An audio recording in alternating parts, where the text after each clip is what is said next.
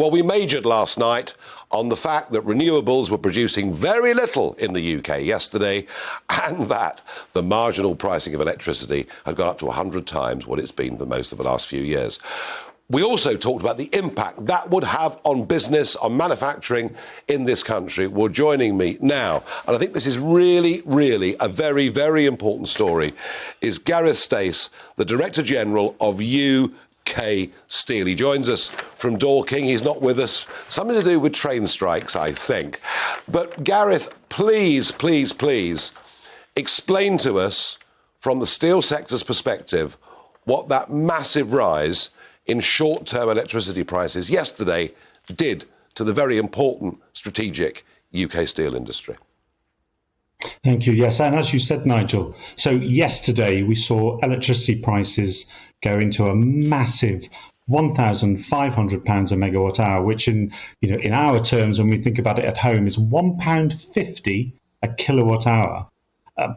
When it does that, I mean, not even near that, it's impossible for us to make steel.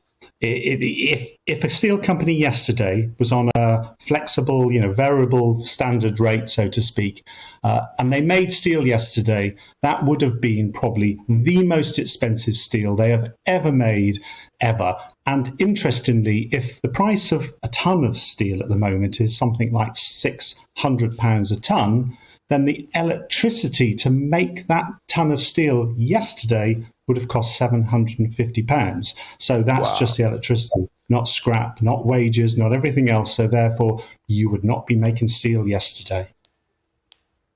No, absolutely. I mean, I've debated before on this show the fact we need anthracite to make steel, and there is a mine in Cumbria, but maybe it'll open, maybe it won't. But what really interests me, Gareth, is in this whole net zero debate that has been going on for many, many years at the heart of British politics, with a huge consensus in Westminster that by building as many wind turbines as we can, we're doing the right thing. And then you get a situation like yesterday.